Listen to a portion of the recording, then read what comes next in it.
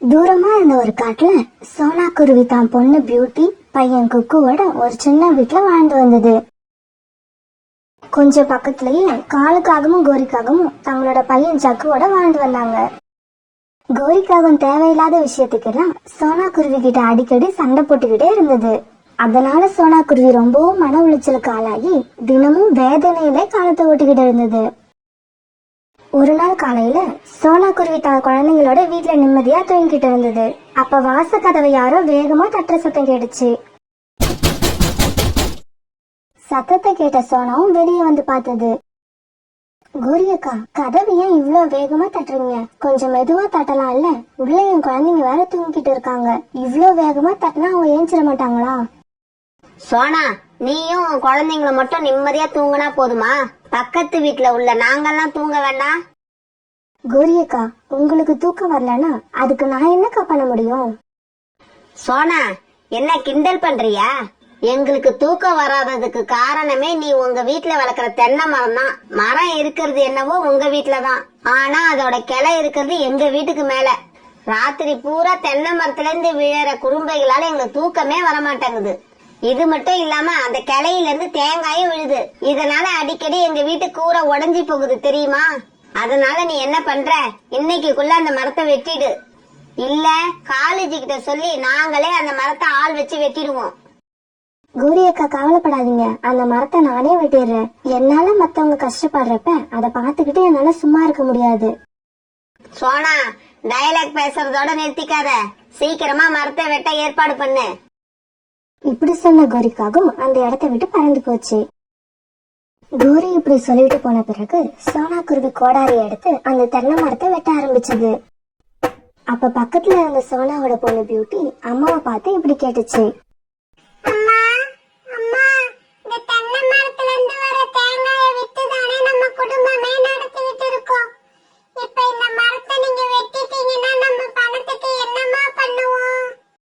Beauty, நீ சொல்ற மாதிரி இந்த மரத்தை வெட்டிட்டா நம்ம பணத்துக்கு கஷ்டப்படணுங்கிறது எனக்கும் தெரியும். இருந்தாலும் நமக்கு நல்லது நடக்கணும் என்பதற்காக நம்ம மத்தவங்களுக்கு கஷ்டத்தை தரக்கூடாது. பணத்துக்கு நம்ம வேற ஏதாவது ஏற்பாடு பண்ணிப்போம். இப்படி தன்னோட குழந்தைங்க கிட்ட பேசிக்கிட்டு சோனா குருவி தன்னோட தென்னை மரத்தை ஒரு வழியா வெட்டி முடிச்சிச்சு. குழந்தைங்களா, தென்னை மரத்தை வெட்டி முடிச்சாச்சு. இதுக்கப்புறமாவது கோரியாக்கா நமக்கு தொந்தரவு கொடுக்காம இருக்கிறாங்களான்னு பாப்போம். சரி, நீங்க வீட்டுக்குள்ள போய் இருங்க. அம்மா மார்க்கெட்டுக்கு போய் உருளைக்கிழங்கும் பச்சை பட்டாணியும் வாங்கிட்டு வந்து உங்களுக்கு சப்பாத்தி போட்டு குருமா பண்ணி தரேன். பிறகு சோனா குருவி உருளைக்கிழங்கும் பட்டாணியும் வாங்கறதுக்காக மார்க்கெட்டுக்கு போச்சு. சோனா குருவி தன்னுடைய குழந்தைங்க 2 பேரையும் ரொம்ப அன்பா வளர்த்துச்சு. கூடவே நல்லது எது கெட்டது எதுங்கிற விஷயத்தையும் அவங்களுக்கு சொல்லி கொடுத்துக்கிட்டே இருக்கும். பிறகு இப்படி சமையலுக்கு தேவையான எல்லா பொருட்களையும் வாங்கின சோனா குருவி வீட்டுக்கு வந்து சமையல் வேலையை ஆரம்பிச்சது. கோரி, சோனா குருவி அந்த தென்னை மரத்தை வெட்டிடுச்சு போல இருக்கு. வெட்டிதானே ஆகணும் காலேஜி, வேற வழி. மரத்தை வெட்ட சொன்னது யாரு? சாதாரண ஆளா? கோரி. இந்த கோரி வெட்ட சொல்லிருக்கா. கோரி சொன்னதை கேட்கலன்னா என்ன நடக்குங்கிறது இந்த சோனா குருவிக்கு நல்லாவே தெரியும். அம்மா அம்மா, சோனாண்டி வீட்ல இருந்து ஏதோ மசாலா வாசம் வருது. ஆமா ஜக்கு, நீ சொல்றது உண்மைதான். ஆனா இது என்ன வாசம்னு உனக்கு சரியா சொல்ல தெரியல. அம்மா சொல்றேன் கேட்டுக்க. சோனா வீட்டுல சப்பாத்தி செஞ்சு அதுக்கு உருளைக்கிழங்கு பட்டாணி குருமா செய்யறாங்க. கோரி, நீ எங்களுக்கு எதையும் செஞ்சு தரலன்னா கூட வாசத்தை மோப்பம் பிடிச்சு அது என்ன டிஷ்ன்னு கரெக்டா சொல்ற பாரு. இதுல ஒன்னு அடிச்சுக்க ஆளே கிடையாது. காலேஜி, கொஞ்சம் சோனா வீடு வரைக்கும் போய் அவங்க என்னதான் செஞ்சுக்கிட்டு இருக்காங்கன்னு கொஞ்சம் பாத்துட்டு தான் வாங்கலேன். போறேன் போய் பாத்துட்டு மட்டும் வரமாட்டேன், சாப்பிடவும் கொஞ்சம் வாங்கிக்கிட்டு தான் வருவேன். சோனா தங்கச்சி, என்ன பண்ணிக்கிட்டு இருக்க? வீட்டுல உட்கார முடியல, அவ்வளவு வாசம் வருது. காலண்ணா, பசங்க ரொம்ப நாளா கேட்டுக்கிட்டு இருந்தாங்க. அதனால இன்னைக்கு பண்ணி கொடுப்போம் தான் சப்பாத்தியும் குருமாவும் செஞ்சேன். சோனா, ஒரு சின்ன தட்டுல வச்சு எனக்கும் கொஞ்சம் கொடு. நானும் சாப்பிட்டு பார்த்து இதோட டேஸ்ட் எப்படி இருக்குன்னு தெரிஞ்சுப்பேன். பிறகு ஒரு தட்டுல 2 சப்பாத்தியும் கொஞ்சம் குருமாவும் வச்சு சோனா குருவி காலுவுக்கு கொடுத்தது. அத வாங்கின காலு அங்கேயே உட்கார்ந்து நிம்மதியா சாப்பிட்டுச்சு. சோனா, ஏதோ அப்பப்ப உன் வீட்டுல வந்து சாப்பிட்றப்ப மட்டும்தான் எனக்கு ருசின்னா என்னன்னே தெரியுது.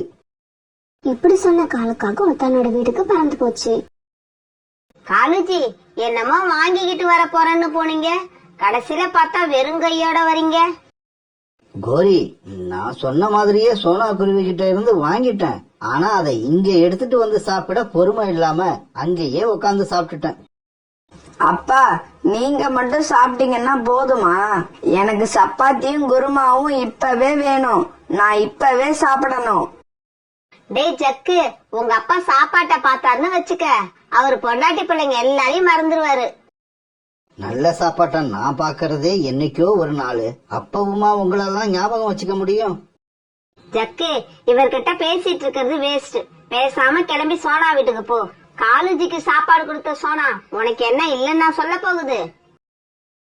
அம்மா இப்படி சொன்ன உடனே ஜக்குவும் கிளம்பி சோனா வீட்டுக்கு பறந்து போனான். சோனா ஆண்டி, எங்க அப்பாவுக்கு நீங்க கொடுத்தத அவரு இங்கேயே சாப்பிட்டுட்டு வந்துட்டாரு.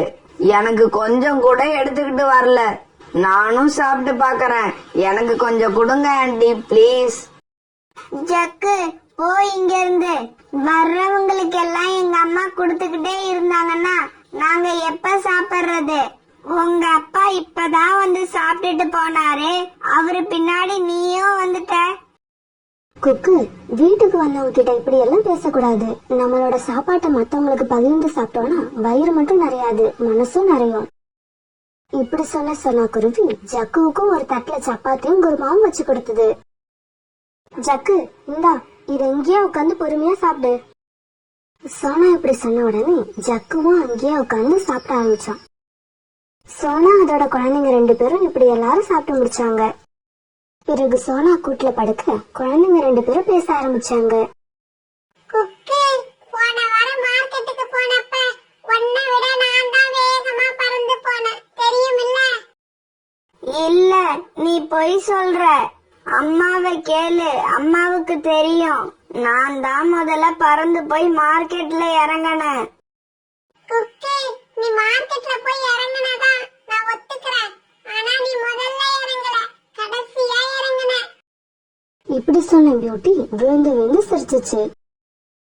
காலுஜி, கொஞ்சம் சோனா வீடு வரைக்கும் போய் சோனாவோட குழந்தைங்களை கொஞ்சம் சத்தம் போடாம இருக்க சொல்லிட்டு வாங்க. படுத்தா நிம்மதியா தூங்க கூட முடியல இந்த வீட்ல. கோரி, குழந்தைங்க விளையாடுறது, குழந்தைங்க பேசுறதெல்லாம் ஒரு பிரச்சனையா எடுத்துக்க முடியுமா? நான் போய் எதையும் சொல்ல மாட்டேன். வேணும்னா நீயே போய் சொல்லிக்க. பிறகு கோரிக்காக சோனா குருவி வீட்டு வாசலுக்கு பறந்து போச்சு. அங்க போய் வாசல்ல நின்னு சத்தம் போட்டு இப்படி பேச ஆரம்பிச்சது. சோனா, இந்த இடத்துல உங்க வீடு மட்டும் இல்ல, அக்கம் பக்கத்துலயும் வீடு இருக்கு. என்ன நம்ம பார்த்தாலும் உன் குழந்தைங்களை பேச விட்டு நீ என்ன வேடிக்கையா பாத்துக்கிட்டு இருக்க? பேசுறதுக்கு ஒரு நேரம் காலம் இல்ல. இந்த ராத்திரி நேரத்துல கூட உன் குழந்தைங்க இப்படி சிரிச்சு விளையாடிக்கிட்டு இருந்தா நாங்கெல்லாம் எப்படிதான் தூங்குறது? குழந்தைங்களா, சத்தம் போடாம இருங்க. பாருங்க, கோரி ஆண்டி வாசல்ல நின்னு எப்படி கத்திக்கிட்டு இருக்காங்கன்னு. நீங்க பேசி விளையாண்டு இருக்கிறது அவங்களுக்கு ரொம்ப தொல்லையா இருக்குதா? கோரி ஆண்டி, நீங்க போங்க.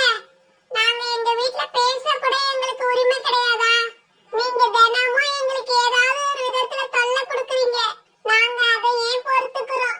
நீங்க எங்க சத்தத்தை கொஞ்சம் பொறுத்துக்கிட்டாதான் என்னவா? சோனா, உன் பொண்ணுகிட்ட சொல்லி வை. சின்ன பசங்க மாதிரி பேசணும். பெரியவங்க மாதிரி பேச ஆரம்பிச்சது ரெக்கைய ஒட்ட வெட்டிடுவேன். பியூட்டி, பேசாம இரு. கோரி அக்கா, நீங்க போங்க. இதுக்கப்புறம் சத்தம் வராம நான் பாத்துக்கிறேன். மறுநாள் பொழுது விடிஞ்சிச்சு. காலையில கண் வச்ச கோரி தான் வீட்டுல இருந்த குப்பை எல்லாத்தையும் தூக்கிட்டு வந்து சோனா குருவி வீட்டு முன்னால போட்டுச்சு. ராத்திரியில என் தூக்கத்தை கெடுத்த சோனாவுக்கு இப்படி செஞ்சாதான் புத்தி வரும். குப்பைய போட்டுட்டு இப்படி சொன்ன கோரி பிறகு அங்கிருந்து தான் வீட்டுக்கு கிளம்பி போயிடுச்சு. காலையில கண் விழிச்சு வாசலுக்கு வந்து பார்த்த சோனாவுக்கு இந்த மாதிரி குப்பைகள் கடந்தது பெரிய அதிர்ச்சியா இருந்தது. உடனே கோரிக்காகத்துக்கு குரல் கொடுத்தது. கோரி அக்கா, இந்த குப்பைகளை என் வீட்டு வாசல்ல யார் கொண்டு வந்து போட்டது? நீங்களா போட்டீங்க? சோனா குருவி இப்படி கேட்டதும் கோரிக்காக சோனா குருவி வீட்டு வாசலுக்கு வந்துச்சு. ஆமா சோனா, குப்பைகளை நான் தான் கொண்டு வந்து போட்டேன். ஆனா இதை கேட்கறதுக்கு உனக்கு என்ன உரிமை இருக்கு? நான் ஒன்னும் உன் வீட்டுக்குள்ள வந்து போடல, கவர்மெண்டோட இடத்துலதான் போட்டிருக்கேன். அட அப்படியா கோரி அக்கா? அப்ப நான் என் வீட்டுல இருக்க குப்பை எல்லாத்தையும் எடுத்துட்டு வந்து உங்க வீட்டு முன்னால இருக்க கவர்மெண்ட் இடத்துல கொட்டவா? சோனா, நீ ஒரு தடவை கொண்டு வந்து கொட்டிதான் பாரு. இந்த கோரி வீட்டுக்கு முன்னால குப்பைய வந்து கொட்டினா என்ன நடக்கும்னு நீ அதுக்கப்புறம் தெரிஞ்சுப்ப. கோரியும் சோனாக்குருவியும் இப்படி பேசிக்கிறத கேட்ட குக்குவும் பியூட்டியும் இப்ப வாசலுக்கு வந்தாங்க. ஆன்ட்டி, நேத்து ராத்திரி காலு அங்கிளும் ஜக்குவும் எங்க வீட்டுக்கு வந்து எங்க அம்மா செஞ்ச உணவை கேட்டு கேட்டு வாங்கி சாப்பிட்டுட்டு போனாங்க. ஆனா நீங்க என்னடான்னா எங்க வீட்டு வாசல்ல வந்து இப்ப குப்பைய கொட்டுறீங்க. நீங்க செய்யறதெல்லாம் உங்களுக்கே நல்லா இருக்கா? குக்கு பேசாம இரு. பெரியவங்க பேசிட்டு இருக்கும்போது சின்ன குழந்தைங்க குறுக்க பேசக்கூடாது. பிறகு 3 பேரும் அந்த குப்பையை எடுத்துக்கிட்டு காட்டை விட்டு ரொம்ப தூரம் வந்து ஒரு ஒதுக்குப்புறமான இடத்துல கொட்டினாங்க. சோனா குருவிக்கு இன்னைக்கு மன உளைச்சல் ரொம்ப அதிகமாவே இருந்தது. ஏன்னா கோரிக்காக இன்னைக்கு தான் வீட்டு வாசல்ல குப்பையெல்லாம் இருந்தது சோனா குருவி மனசு ரொம்பவும் பாதிச்சிருந்தது. இன்னைக்கு நடந்த நிகழ்ச்சியை நினைக்கும் பொழுது சோனா குருவி கண்ணுல அதையும் அறியாம கண்ணீர் வந்துச்சு. அம்மா அம்மா அழாதீங்கம்மா, நாங்க பெரியவங்கள ஆகி அந்த கோரி ஆண்டியை இந்த வீட்டை விட்டு அடிச்சு விரட்டுறோம். அம்மா அழுத்தத பார்த்த குக்கு இப்படி சொல்ல அந்த சமயம் பார்த்து அங்க புறாவும் வந்தது. சோனு, என்னாச்சு? ஏன் இங்க உட்காந்து அழுதுகிட்டு இருக்க? உன் வீட்டுக்கு பக்கத்துல இருக்க கோரிக்காக மறுபடியும் உன்கிட்ட ஏதாவது பிரச்சனை பண்ணுச்சா? ஆமா அங்கிள், அந்த கோரி ஆண்டி இன்னைக்கு காலையில எங்க வீட்டு வாசலுக்கு வந்து அவங்க வீட்டு குப்பையை எல்லாம் கொட்டிட்டு போயிட்டாங்க. அதை இங்க கொண்டு வந்து போடதான் நாங்க வந்தோம். ஆமா புறா அண்ணா, வர வர என்ன பண்றதுன்னு தெரியல. இன்னைக்கு காலையில இவ்வளவு குப்பையும் கொண்டு வந்து எங்க வீட்டு வாசல்ல போட்டுட்டு போயிட்டாங்க. வீட்டுல ஒரு நிமிஷம் கூட நிம்மதியாவே இருக்க முடியல. கோரியக்கா எந்த நிமிஷம் எந்த பிரச்சனையை கொண்டு வருமோன்னு பயமா இருக்கு. சோனா, நீ இப்படி தினம் தினம் அழுது வாழ்றதுக்கு ஒரே தடவையா முழுசா அழுதுட்டு போயிடலாம். புறா அண்ணா, நீங்க என்ன சொல்ல வரீங்கன்னு எனக்கு சரியா புரியல. கொஞ்சம் தெளிவா சொல்லுங்க. சோனா, என் வீட்டுக்கு பக்கத்துல பெரிய கழுகு ஒண்ணு வாழ்ந்து வருது. அதனால எங்களுக்கு எல்லாம் பெரிய தொல்லையா இருக்கு. அது இந்த பக்கம் ஏதாவது வீடு விலைக்கு வருதான்னு தேடிக்கிட்டு இருக்கு. நான் என்ன சொல்றேன், நீ உன் வீட்டை அந்த கழுகு கிட்ட வித்துடு. புறா அண்ணா, வீட்டை விட்டுட்டு இந்த குழந்தைங்களை அழைச்சிட்டு நான் எங்க போவேன்? சோனா, இப்ப என்கிட்ட 2 வீடு இருக்கு. அதுல 1 காலியா தான் இருக்கு. அதனால உனக்கு வேற நல்ல வீடு கிடைக்கிற வரைக்கும் நீ அந்த வீட்டுல வந்து தங்கிக்க. இப்படி நீ செஞ்சா அந்த கழுகு கிட்ட இருந்து எனக்கும் விடுதலை கிடைக்கும், அந்த காகங்கள் கிட்ட இருந்து உனக்கும் விடுதலை கிடைக்கும். புறா கொடுத்த ஐடியா சோனா குருவிக்கு ரொம்பவும் பிடிச்சிருந்தது. புறா அண்ணா வாங்க, இப்பவே போய் அந்த கழுகு பாப்போம். பிறகு எல்லாரும் சேர்ந்து கழுகு பார்க்க கிளம்பி போனாங்க. ஏய் குருவி, உன்னோட வீட்டுக்கு நீ என்ன விலை நிர்ணயம் பண்ணிருக்க? அது சொல்லு முதல்ல என்கிட்ட. கழுகுக்கா, என் வீட்டை நான் விக்கிறதே பக்கத்துல இருக்க 2 காகங்கள் கொடுக்கற தொல்லையாலதான். அதனால நீங்களே உங்க மனசாட்சி சொல்ற மாதிரி ஒரு நல்ல தொகையை கொடுங்க. சோனா குருவி இப்படி சொன்ன உடனே அந்த கழுகு வீட்டுக்கு ஏத்த விலைய சோனா குருவி கிட்ட கொடுத்து சோனாவோட வீட்டை விலைக்கு வாங்கிக்கிச்சு. பிறகு சோனா குருவி தன்னோட 2 குழந்தைங்களையும் அழைச்சுக்கிட்டு புறா கூட சந்தோஷமா பறந்து போச்சு. மறுநாள் பொழுது விடிஞ்சிச்சு. கோரிக்காக வழக்கம் போல காலையில தான் வீட்டு குப்பைகளை கொண்டு வந்து சோனா குருவி வீட்டு வாசல்ல கொட்டுச்சு. இது ஜன்னல் வழியா பார்த்த அந்த கழுகு உடனே வீட்டு வாசலுக்கு போச்சு. ஏய் காகமே, எதுக்கு குப்பையை கொண்டு வந்து என் வீட்டு வாசல்ல கொட்டுற? கழுகக்கா, ஏன் பொய் சொல்றீங்க? இது சோனா குருவி வீடு, உங்க வீடு இல்ல. கோரிக்காக இப்படி சொன்னதும் அந்த கழுகுக்கு ரொம்ப கோபம் வந்துச்சு. வந்த கோபத்துல கோரிக்காகத்தை ஓங்கி ஒரு அறை விட்டது. ஏய் காகமே, இப்ப நீ வாங்கினற உனக்கு எப்பவும் ஞாபகம் இருக்கணும். ஏன்னா என்னை எதிர்த்து யார் பேசினாலும் எனக்கு பிடிக்காது. இந்த வீட்டை சோனா குருவி கிட்ட இருந்து நான் விலைக்கு வாங்கிட்டேன். இனிமே இது என்னோட வீடு. நான் இனிமே இங்கதான் தங்க போறேன். கழுகக்கா, இது உங்க வீடுன்னு எனக்கு தெரியாது. சோனா குருவி வீடுன்னு நினைச்சுதான் இங்க வந்து குப்பைய கொட்டிட்டேன். இதோ இருங்க, ஒரு நிமிஷத்துல எல்லாத்தையும் அள்ளிடுறேன். இங்க பாரு காகமே, இத மட்டும் அல்லனா பத்தாது. அப்படியே தினமும் என் வீட்டுல உள்ள குப்பையை நீ தான் கொண்டு போய் கொட்டணும். சீக்கிரம் வந்து வீட்டுல உள்ள குப்பையெல்லாம் எடுத்துக்கிட்டு போ. அப்புறம் இன்னொரு விஷயம், நான் எப்பவும் சீக்கிரமா தூங்க போயிடுவேன். அதனால சாயங்காலம் 7 மணிக்கு மேல உன் வீட்டுல இருந்து எந்த சத்தமும் வரக்கூடாது. ஏதாவது சத்தம் வந்துச்சு உன் வீட்டுக்குள்ளேயே வந்து ஒன்னு உதைப்பேன். இப்ப என்கிட்ட வாங்கின அறைய நல்ல ஞாபகம் வச்சு எனக்கு பிடிக்காத காரியம் எதையும் பண்ணாம இருக்கணும். கழுகு இப்படி சொன்ன உடனே வேற வழி இல்லாத கோரிக்காகும் தான் வீட்டு குப்பை கழுகு வீட்டு குப்பை எல்லாத்தையும் சேர்த்து அள்ளிக்கிட்டு தூரமா கொண்டு போய் போட பறந்து போச்சு. காலேஜி, அந்த கழுகு கிட்ட வாங்கின அறையால எனக்கு இப்பவும் தலையெல்லாம் சுத்துது, வாந்தி வர்ற மாதிரி இருக்கு. கோரி, ஒரு நிமிஷம் நல்லா யோசிச்சு பாரு. அந்த சோனா குருவியால நமக்கு ஏதாவது பிரச்சனை இருந்ததா? அதால நமக்கு நிறைய நன்மைகள் தான் நடந்துச்சு. இருந்தாலும் நீ அந்த சோனா குருவிக்கு விடாம தொல்லை கொடுத்துக்கிட்டே இருந்த. நீ பண்ணுன அந்த பாவத்தாலதான் இப்ப கழுகு கிட்ட மாட்டிக்கிட்டு முழிக்கிற. ஆமா காலேஜி, நான் செஞ்ச தப்புக்கு எனக்கு சரியான தண்டனை கிடைச்சிடுச்சு. வீட்டுக்கு குடி வந்த முத நாளே இந்த கழுகு இந்த அறை அரைஞ்சதுன்னா போக போக இதுகிட்ட நான் எவ்வளவு அடி வாங்க போறேன்னு எனக்கே தெரியல. அத நினைச்சாலே எனக்கு அடி வயிறெல்லாம் கலக்குது காலேஜி.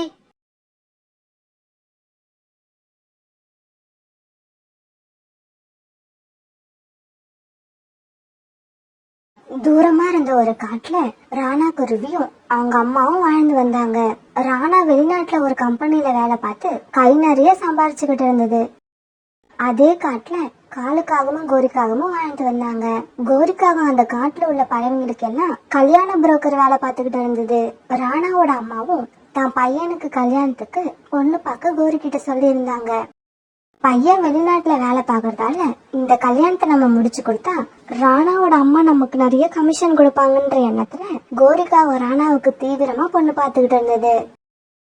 கோரி பொண்ணு பார்க்க அழைச்சிட்டு போறப்ப சில பொண்ணுங்கள ராணாவோட அம்மாவுக்கு பிடிச்சிருக்கும், ஆனா ராணாவுக்கு பிடிச்சிருக்காது. சில பொண்ணுங்கள ராணாவுக்கு பிடிச்சிருக்கும், அவங்க அம்மாவுக்கு பிடிச்சிருக்காது. ராணாவுக்கு பொண்ணு பார்த்து அழுத்து போன கோரிக்காவும் ஒரு நாள் அவங்க அம்மா கிட்ட இப்படி பேச ஆரம்பிச்சது. ஏம்மா, நானும் ஊர்ல உள்ள எல்லா பெண்களையும் உங்களுக்கு காமிச்சிட்டேன். உங்களுக்கு பிடிச்சிருந்தா உங்க பையனுக்கு பிடிக்க மாட்டேங்குது, உங்க பையனுக்கு பிடிச்சிருந்தா உங்களுக்கு பிடிக்க மாட்டேங்குது.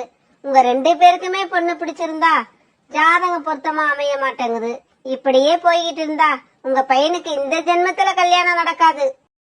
என்ன கோரி இப்படி பேசிட்ட?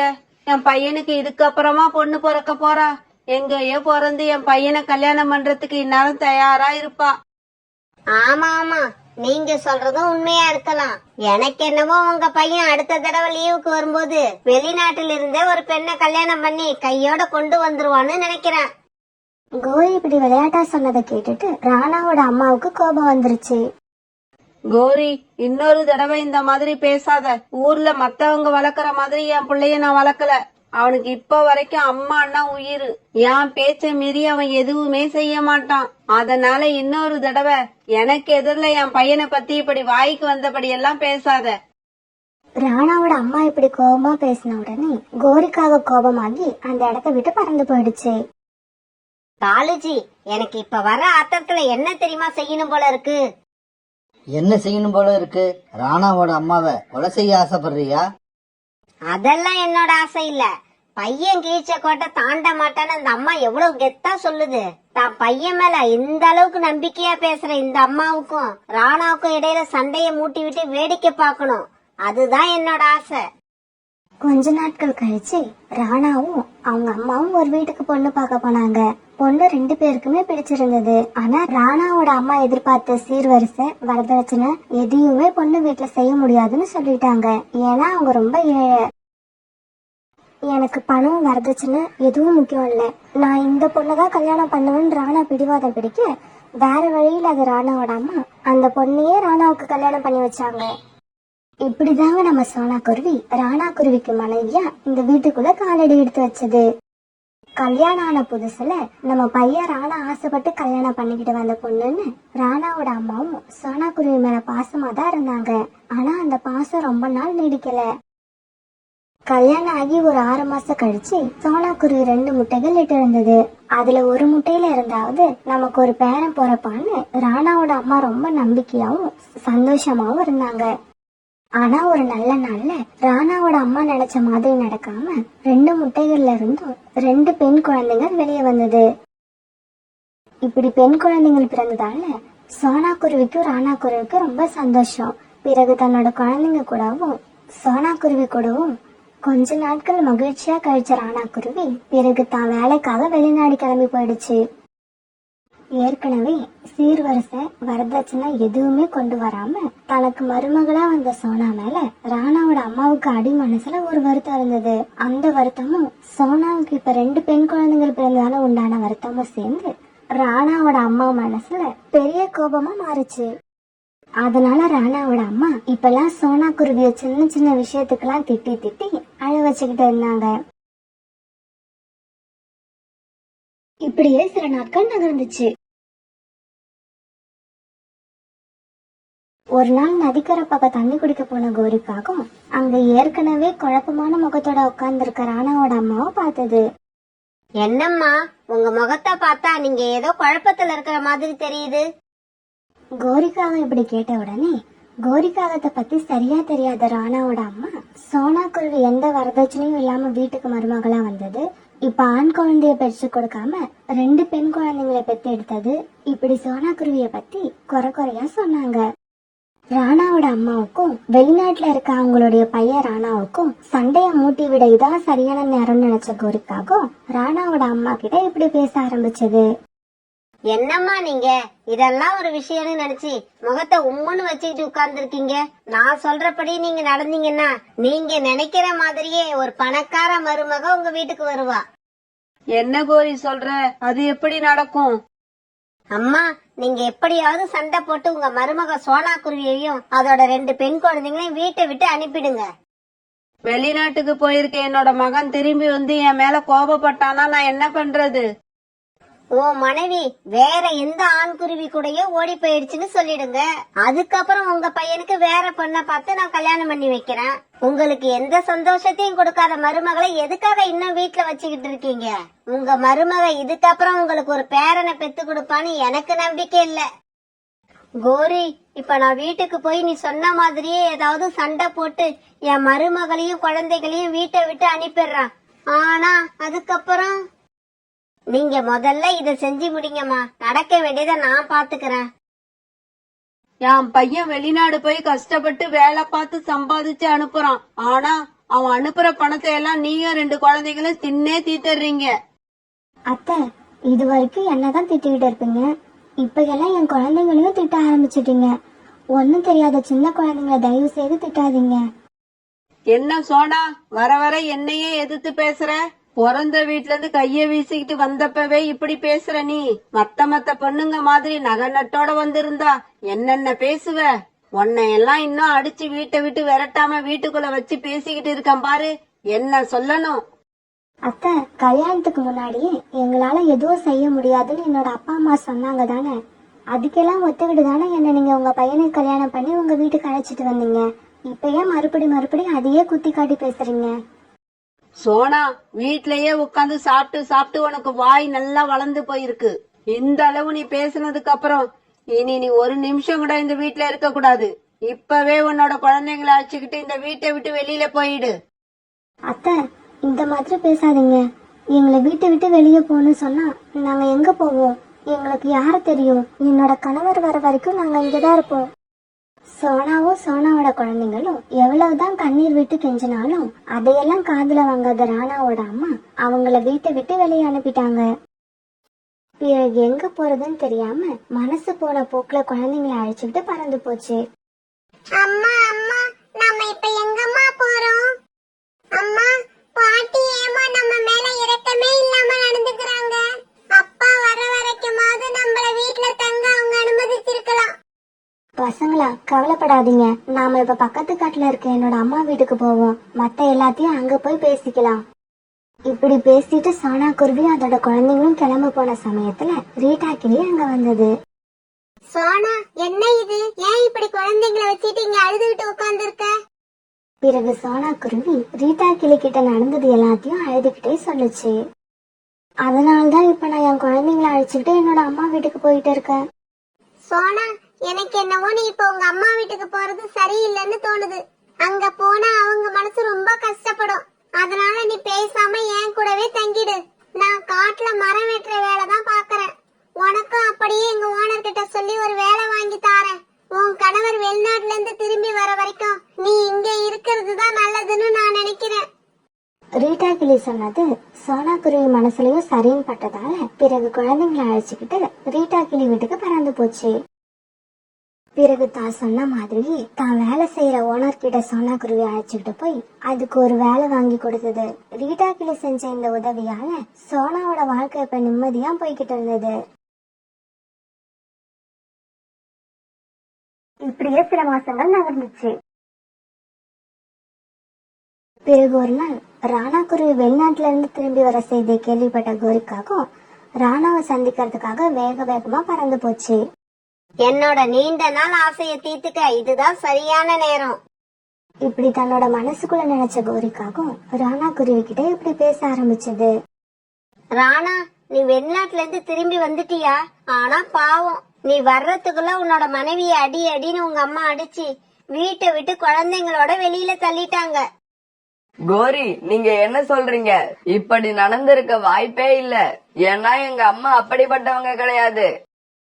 அட நீ வேற ராணா, உங்க அம்மா என்கிட்டயே என் மருமக பிறந்த வீட்ல இருந்து வெறுங்கையோட வந்தவன்னு நிறைய தடவை சொல்லியிருக்காங்க. அதனால பணக்கார பெண்ணா பார்த்து உனக்கு கல்யாணம் பண்ணி வைக்கணுங்கிற ஆசையில தான் சோனாவை வெளியில அனுப்பியிருப்பாங்கன்னு நினைக்கிறேன். இதையெல்லாம் கேட்ட ராணாவுக்கு தன்னோட அம்மா மேல ரொம்பவும் கோபம் வந்தது. நீங்க சொல்றது மட்டும் உண்மையா இருந்தா இப்ப வீட்டுக்கு போய் எங்க அம்மாவை நான் என்ன பண்ற பாருங்க. ராணா, இன்னொரு முக்கியமான விஷயம், சோனா குருவி மேல உனக்கு கோபம் வரணும்னு சோனா ஏதோ ஒரு ஆண் குருவி கூட ஓடி போயிடுச்சுன்னு சொன்னாலும் சொல்லுவாங்க. பிறகு ராணா குருவி கோபமா தன்னோட வீட்டுக்கு பறந்து போச்சு. அம்மா, சோனாவும் என் குழந்தைங்களும் எங்க? வந்ததும் வராதமா ஏன்டா இப்படி அவசரப்படுற? கொஞ்ச நேரம் நல்லா ரெஸ்ட் எடு, அப்புறம் ஏதாவது கூல்ட்ரிங்க் சாப்பிடுறியா? அம்மா, எனக்கு வேற எதுவும் வேண்டாம். முதல்ல நான் கேட்ட கேள்விக்கு பதில் சொல்லுங்க. சோனாவும் என் குழந்தைங்களும் எங்க? சொல்றேன்டா சொல்றேன். நீ வெளிநாடு கிளம்பி போனதுக்கு அப்புறம் உன் மனைவி ஏதோ ஒரு ஆண் குருவி கூட குழந்தைங்களையும் அழைச்சுக்கிட்டு ஓடி போயிடுச்சு. அம்மா, நான் உங்க மேல ரொம்ப மதிப்பு வச்சிருந்தேன். உங்க வாயில இருந்து இந்த மாதிரியான வார்த்தைகள்லாம் வரவே கூடாது. நான் வர்ற வழியில கோரிக்காகத்தை பாத்துட்டு தான் வந்தேன். கோரி அக்கா நடந்தது எல்லாத்தையும் என்கிட்ட தெளிவா சொல்லிட்டாங்க. இப்ப அடுத்து எனக்கு கல்யாணம் பண்றதுக்காக பணக்கார பொண்ணா பாக்க போறீங்க. அதுதானே உங்க ஆசை? என்னது, வர்ற வழியில கோரிக்காகத்தை பாத்தியா? கோரி உன்கிட்ட என்ன சொன்னா? உண்மைய சொன்னாங்க. நீங்க என்னையும் சோனாவையும் பிரிக்கிறதுக்காக போட்ட கேவலமான பிளான் எல்லாத்தையும் சொல்லிட்டாங்க. இதுக்கப்புறம் நான் இந்த வீட்ல இருக்கவே மாட்டேன். என் மனைவிய போய் தேடி கண்டுபிடிச்சு எங்கேயாவது போய் நிம்மதியா வாழ்றேன். இப்படி சொன்ன ராணா குருவி அங்கிருந்து கிளம்பி கோபமா பறந்து வெளியில போயிடுச்சு. என்னோட மனசுல இருந்த சின்ன தீய எண்ணத்தை ஊதி ஊதி பெருசாக்குனதே இந்த கோரிக்காகம் தான். ஆனா இப்ப என் பையன்கிட்ட எல்லா விஷயத்தையும் சொல்லி என் பையனை என்கிட்ட இருந்து நிரந்தரமா பிரிச்சுட்டா. மத்தவங்களோட பேச்ச கேட்டுக்கிட்டு நம்ம மேல நம்பிக்கை வச்சிருந்தவங்களுக்கு நாம துரோகம் பண்ண நினைச்சா அதோட முடிவு நாம யாரும் இல்லாத அனாதையா தான் நிக்கணும். இப்ப நான் இத நல்லா புரிஞ்சுக்கிட்டேன். பையன் வீட்டை விட்டு போன சோகத்தை தாங்க முடியாத அந்த அம்மா இப்ப மனசு விட்டு அழுதாங்க. தன்னோட மருமகளை தான் மகனை விட்டு பிரிக்கணும்னு நினைச்சாங்க. ஆனா கடைசியில அவங்களோட மகனே அவங்கள விட்டுட்டு பிரிஞ்சு போயிட்டான். பிறகு ராணா குருவி தன்னோட மனைவி சோனா குருவிய காடு பூரா தேடி பார்த்துச்சு. பிறகு ஒரு இடத்துல விளையாண்டுகிட்டு இருந்த தன்னோட குழந்தைங்களை அடையாளம் கண்டுபிடிச்சு அவங்க கிட்ட போச்சு. பியூட்டி, ஸ்வீட்டி, அப்பா ஊர்ல இருந்து வந்துட்டேன். அப்பா கிட்ட வாங்க. ராணா குழந்தைங்களை பார்த்த சந்தோஷத்துல இப்படி குரல் கொடுக்க குழந்தைங்க ஓடி வந்து அப்பாவோட நெஞ்சில சாஞ்சுக்கிட்டாங்க.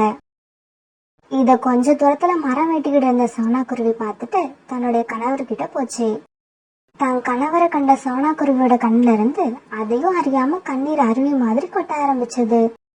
சோனா, அழாம இரு, நான் வந்துட்டேன். உன்னோட ராணா வந்துட்டேன். அம்மா செஞ்ச தப்புக்கெல்லாம் நான் அவங்கிட்ட மன்னிப்பு கேட்டுக்கிறேன். இதுக்கப்புறம் நாம அவங்க கூட சேர்ந்து வாழணும்னு அவசியம் இல்ல. நான் அந்த வீட்டை விட்டு வெளியே வந்துட்டேன். நாம எங்கேயாவது போய் நிம்மதியா சந்தோஷமா வாழலாம். பியூட்டியோடப்பா, நீங்க என் மேல வச்சிருக்க அன்பை நினைக்கும் போது எனக்கு ரொம்ப சந்தோஷமா இருக்கு.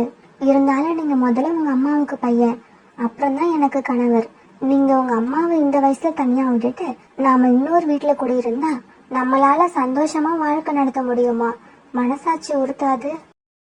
அப்ப எங்க அம்மா பண்ணுனதெல்லாம் சரின்னு சொல்றியா? இல்லங்க, நான் அப்படி சொல்ல வரல. அவங்க செஞ்சதெல்லாம் தப்புதான். இருந்தாலும் சின்ன வயசுல நீங்க செஞ்ச எத்தனையோ தவறுகளை உங்க அம்மா மன்னிச்சிருப்பாங்க. அந்த மாதிரி வயசானதுக்கு அப்புறம் அவங்க பண்ற சில தவறுகளை எல்லாம் நாம மன்னிக்க தான் செய்யணும். அவங்க கூட சேர்ந்து வாழ்ந்துதான் ஆகணும். இருந்தாலும் சோனா, உன்னையும் குழந்தைங்களையும் இறக்கமே இல்லாம வீட்டை விட்டு வெளியே அனுப்புன. அவங்க கூட உன்னால மறுபடியும் சேர்ந்து வாழ முடியுமா? பியூட்டியோட அப்பா, நீங்க ஏன் மறுபடி அதை பத்தியே பேசிக்கிட்டு இருக்கீங்க? Past is past. நடந்தது எல்லாத்தையும் மறந்துடுவோம். நடக்க போற நல்லதை மட்டுமே நினைப்போம். இப்படி சொன்னா பிறகு ராணாவையும் தன்னோட குழந்தைங்களையும் அழைச்சுக்கிட்டு தன்னோட வீட்டுக்கே வந்தது. இவங்க எல்லாரையும் பார்த்த ராணாவோட அம்மா மறுபடியும் அழ ஆரம்பிச்சாங்க. அத்தை, பாத்தீங்களா, நீங்க என்னையும் என் குழந்தைங்களையும் வெளியே அனுப்புனீங்க. ஆனா நான் உங்க பையனை மறுபடியும் இந்த வீட்டுக்குள்ள அழைச்சிட்டு வந்திருக்கேன். இதையெல்லாம் ஏன் தெரியுமா? நான் உங்களை அத்தையாவே நினைக்கல, என்னோட அம்மாவை தான் நினைக்கிறேன். இப்படி சொன்ன குருவிய ராணாவோட அம்மா நெஞ்சோட அணைச்சிக்க அந்த வீட்டுல சந்தோஷமும் மகிழ்ச்சியும் களை கட்ட ஆரம்பிச்சது. இப்ப இந்த குடும்பத்துல உண்டான மகிழ்ச்சியையும் சந்தோஷத்தையும் எத்தனை கோரிக்காகங்கள் வந்தாலும் கெடுக்கவே முடியாது.